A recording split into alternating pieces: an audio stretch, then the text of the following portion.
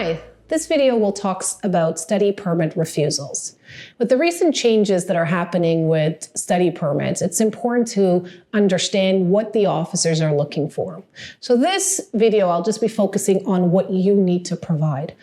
Think of it as very similar to the videos I've done on visitor visa. Instead of adding your purpose of travel to visit, you're replacing that with a study plan. And your study plan is really the bread and butter of the entire application.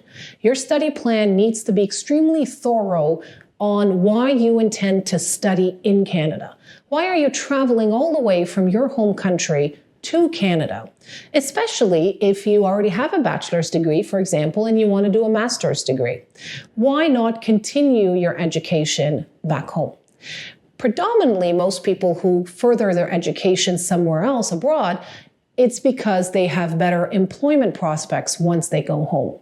In today's competitive market, employers are looking for better education, foreign education for most countries, potentially work experience. But when it comes to the educational part, for most countries, having a foreign education is definitely a good plus for them when you're doing that interview.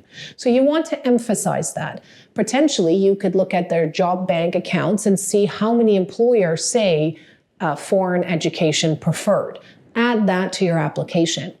In your study plan, outline why you've chosen the program, why you've chosen the country, what you intend to do with it after you finish. It's very important that even if your intentions are potentially to apply for future PGW work permits and PR and so forth, at the time of your studies, you need to emphasize to the officer that you will exit and you will do XYZ once you finish the education in Canada back home.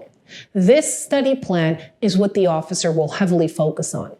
Whatever you mention in your study plan, you then need to provide the supporting documents. So for example, in your study plan, you need to mention your acceptance letter. Where is it from? How much is the tuition fee? What's your deposit?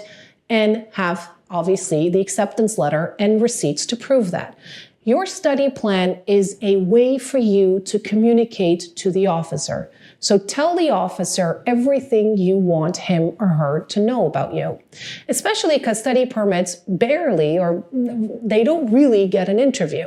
So because you don't get the opportunity to sit face to face with the officer, this really is your golden opportunity to tell the officer about the program. And then don't forget to provide the supporting documents to ensure that the officer can say, yes, the study plan makes sense. So again, just to repeat, why Canada, why this program, and how are you going to utilize this back home? And focus on potential future employment prospects. If you have any questions about this, feel free to give us a call. Thank you. Until next time.